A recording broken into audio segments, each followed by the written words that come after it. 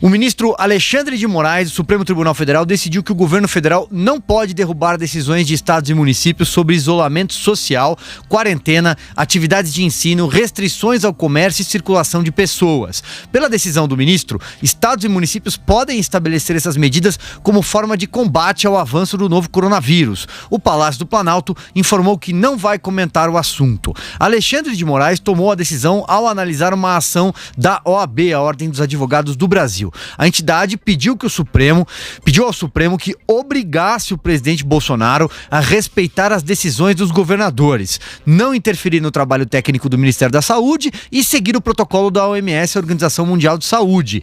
Em trecho, Alexandre de Moraes disse ser fato notório que há uma grande divergência de posicionamentos entre autoridades de níveis federativos diversos e, inclusive, entre autoridades federais que compõem o mesmo nível de governo. Ele está se referindo, evidentemente, ao presidente e ao ministro Mandetta, ainda que de forma velada, acarretando insegurança, intranquilidade e justificado receio em toda a sociedade. Tá aí, Augusto. Portanto, o ministro Alexandre de Moraes do Supremo ali tomando uma decisão que é favorável de alguma forma a estados e municípios, né? Bom, vamos lá. Eu repito a pergunta de ontem e agora quero me alongar um pouco mais. Os governadores, o presidente não pode modificar as decisões dos governadores, certo? Então, por que governador pode modificar a decisão de prefeito? Não faz sentido, não quebra a lógica. É uma contradição em si.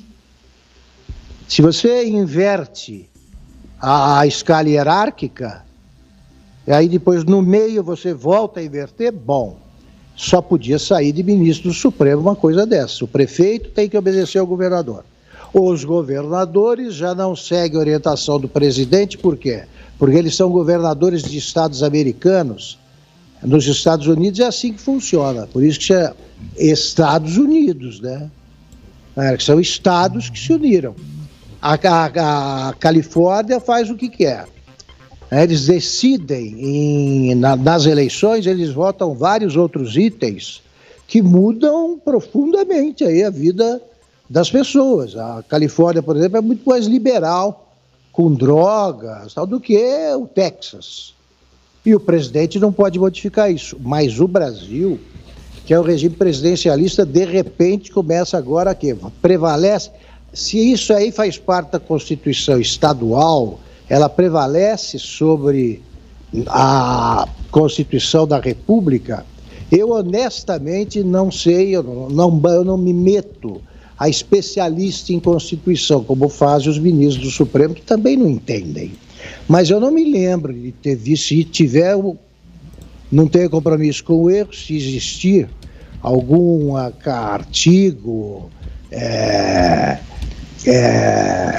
parágrafo, inciso, qualquer coisa que diga isso aí e que se teria baseado o ministro, aí eu retiro o que disse. Mas eu não me lembro de ter visto alguma coisa parecida com o seguinte: a decisão de um governador não pode ser modificada pelo presidente da República, ainda que se trate de um problema que atinge toda a nação. O Bolsonaro está dizendo o que pensa e mais. Ele não é contra a quarentena, meu Deus. Ele cansa de explicar. Ele é a favor da quarentena, do isolamento vertical, os grupos de risco, né? Eu estou em casa, em quarentena. Eu acho que tem, se você o grupo de risco pode ficar, deve ficar, tá tudo bem. O que eu não entendo é manter em quarentena alguém que, por exemplo, já tenha sido infectado e se curou. Exemplo, Davi Wip, não voltou a trabalhar? O governador Dória não fica ao lado dele na entrevista, não tem perigo de contaminar, ele já está fora disso. Ele voltou a trabalhar. Se a pessoa tiver um outro emprego, os homens comuns do Brasil, já infectados, não têm esse direito, por decisão do governador. E a maioria dos governadores está fazendo isso aí. né? O governador de Santa Catarina ameaçou fazer outra coisa, mas recuou. Eu acho que recuam por causa do pânico, por causa de previsões absurdas. Eu estou acompanhando com muita atenção, já disse, repito, a previsão do Dr. Dimas Covas, diretor do Instituto Butantan. Ele disse no dia 6 que até o dia 13, agora, domingo, morreriam 1.300 moradores brasileiros de São Paulo, isto porque o governo adotou medidas severas. Se não as tivesse adotado, seriam 5.000. Pois bem, até agora, morreram menos de 200. Para que a profecia seja cumprida, terão de morrer em São Paulo 1.100. 1.100 infectados até domingo. Vocês acham que isso vai acontecer? Não. E o que dirão?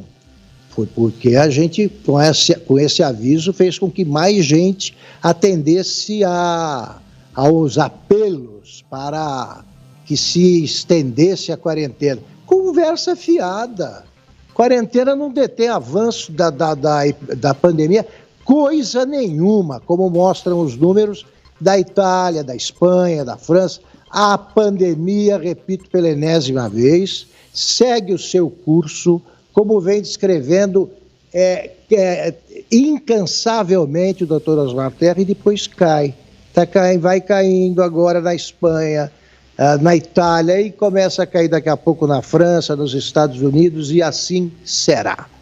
Porque assim é que são as coisas. E não adianta brigar com fatos, porque eles se impõem.